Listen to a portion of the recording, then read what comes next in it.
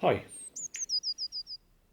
When it comes to helping out birds in our gardens, the first thing most people will think about is providing food, and that's very important. But the next step that we can take after feeding the birds in our garden, or beyond feeding the birds in our garden, is to provide them with a safe place to nest, safe place to breed and bring up their young.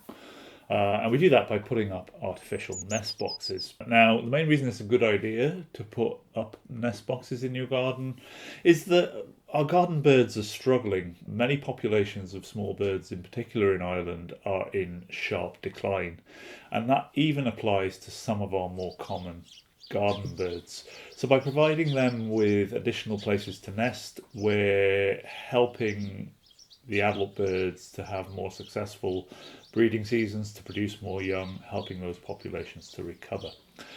The added benefit, of course, of providing nest boxes in our gardens is that it encourages birds to stay in our gardens and to use our gardens throughout the breeding season, so we can enjoy having birds visiting our garden and that closer connection with nature that they give us right the way through the year.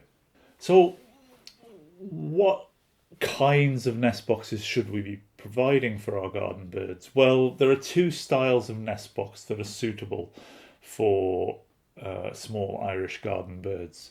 The first of them is the most common, the one you've probably seen for sale in garden centres or online. And they're hole nesting nest boxes designed for birds that would naturally nest in cavities, either in old trees or maybe in cavity behind a stone wall, even sometimes in letterboxes and unusual places like that. So birds like blue tits, great tits, house sparrows are all hole nesting species.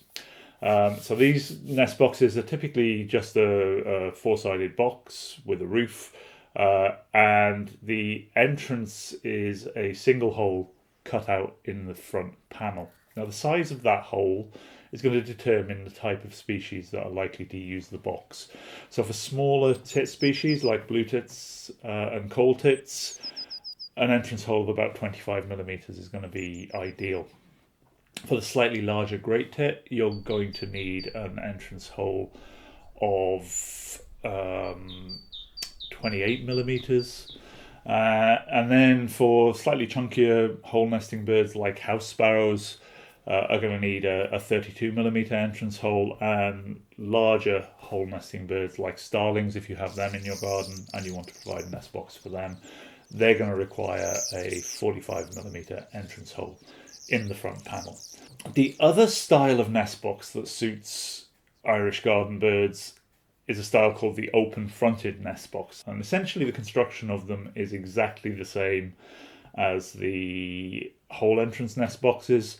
However, instead of a single entrance hole in the front panel, the top section of the front panel is cut away completely, so it allows birds easy access. These open-fronted nest boxes are suitable for birds that would typically nest in dense cover in shrubs or in hedgerows. And particularly garden birds like robins and wrens will use open-fronted nest boxes. Pied wagtails will use open-fronted nest boxes. And also, if you're lucky, summer visitors like spotted flycatchers, if you have them visiting your garden, may well use open-fronted nest boxes. The birds themselves don't really care what a nest box is made of if it provides the right kind of dimensions, has the right kind of entrance, and provides them with the conditions that they need to breed successfully. The birds are going to be happy enough to use it. However, there are a couple of things that we need to consider when we're putting nest boxes together. The first thing and the most important thing is that we need to make sure the material we use to construct the nest box isn't going to be potentially toxic to the residents. The easiest way to do that, of course, is to choose a natural material rather than a man-made material. The other thing that's important to consider, as well as the potential toxicity of the material, is the insulating properties of the material. So you want the material that you use to construct the nest box to be quite a good insulator. So basically it needs to keep the chicks and eggs comparatively warm for a period when the adult birds leave. And the other thing is you don't want the inside of the nest box getting too hot on warm days. Now I know we don't get too many really hot days in an Irish summer, but occasionally temperatures can rise and you don't want the eggs and chicks to be overheating inside in the nest box. If we look at all of the criteria that we've listed there, wood is probably the best material for constructing your nest boxes. It's natural, it's a good insulator. So any wood sheeting or wood planks that are about 15 millimeters thick are going to be ideal. So can you paint or treat the nest boxes that you build? The short answer is yes, you can, but you need to be really careful that the paint or the stain or treatment that you use on your nest boxes is non-toxic. If you're in any doubt at all, I mean, check the labels carefully, but if you're in any doubt at all, the safest thing is not to use any kind of treatment on your nest boxes. There's an added benefit to that as well. Untreated materials tend to weather and blend into the landscape that they're situated in, and that's going to make them more attractive to birds as a potential nesting site. It's also going to have the added benefit of making the nest box less conspicuous to predators. So once you've got your nest boxes constructed, you're going to need to decide where to put them in your garden. Now, where you site your nest boxes can be crucial in terms of getting birds to use them.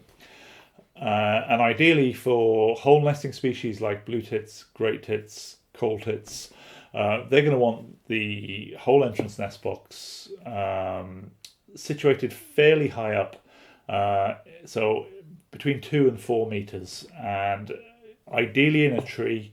If there's no tree available, they may well use boxes that are on walls or buildings as well. But ideally on a tree between 2 and 4 meters off the ground. For birds like house sparrows and starlings, they're going to be very happy to use nest boxes that are attached to buildings. So again, if you situate them high up on the building, between 2 and 4 meters, again, even right up under the eaves is typically where these birds would choose to nest. So if you put nest boxes up under the eaves, then you may well get house sparrows and starlings using them. House sparrows are interesting because they tend to nest communally. They're more likely to use nest boxes if you have a group of nest boxes together. So for house sparrows, the best strategy is to put 3 or 4 nest boxes close together up under the eaves of your house. For open-fronted nest boxes, they typically need to be situated closer to the ground, so between 1.5 meters off the ground, and they're going to attract species like robins, pied wagtails, wrens maybe, and if you're very lucky, birds like spotted flycatchers over the summer. Think about the natural places that these birds nest in. They typically choose dense cover in shrubs and hedgerows. They want to keep their nests hidden from predators, so you have to think a little bit like the bird and situate your open-fronted nest box in cover where predators are going to have a hard time finding the nest. When you're orientating your nest box, ideally you want the entrance of the nest box to face away from the prevailing wind so that you don't get rain driving into the entrance, you don't get cold winds blowing straight into the entrance hole. In Ireland, on the south coast of Ireland anyway, the prevailing wind generally blow from the southwest, and that means the best place for your nest box is with the entrance hole facing roughly northeast.